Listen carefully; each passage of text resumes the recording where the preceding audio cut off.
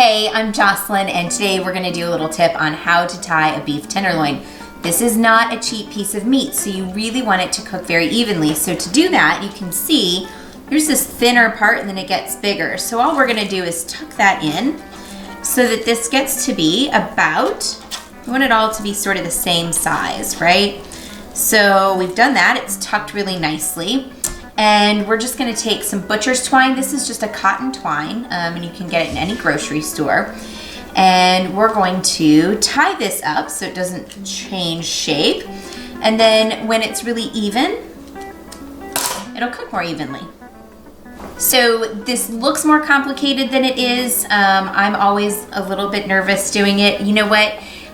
Because you don't want to mess up, go ahead and practice a couple of times. It's okay. You're just wasting string. It's not like, you're wasting a very expensive piece of meat. So we're going to start by taking this tail and we're just going to tie it around. And actually, I loop it 2 times because if you loop twice, it stays tight. So I even do that when I'm wrapping presents for Christmas and stuff too. Anyway, that'll kind of hold it down tight to the meat. And you're not gonna try and squish this, we're just trying to keep it all the same size, right? So we've done that, and then I will just tie this into a square knot at the first, and we're gonna do this about every inch and a half. So now we make loops, and it's pretty easy. You just take this and you loop it around your hand and bring the string toward you so that you've made this little loop, and you pull it under here. And you pull it tight. Sometimes you have to kind of work the string a bit just to get it all straight and nice and even. But you can do that. Okay, and then it should be about even on the bottom as well. And then we're gonna make another loop again. So wrap it around your hand, bring that string toward you, the tail, and then put this over your meat. And then you just pull it tight again so that there's tension. You're not doing this really tight.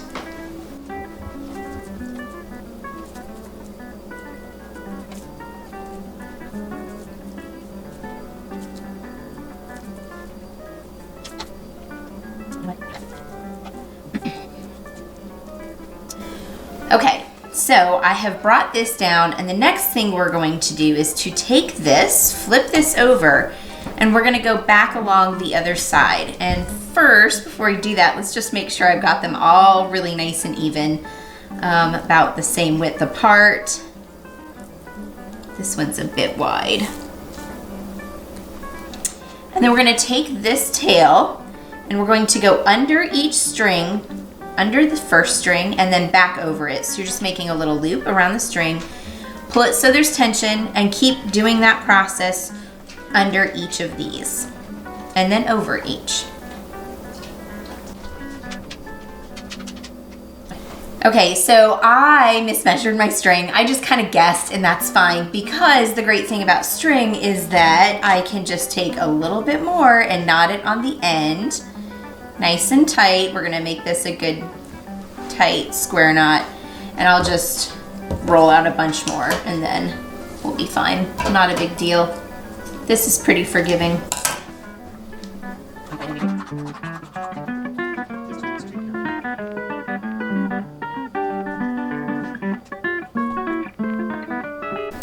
Okay, you can see I have just brought this under each and then back over each and pulled it through.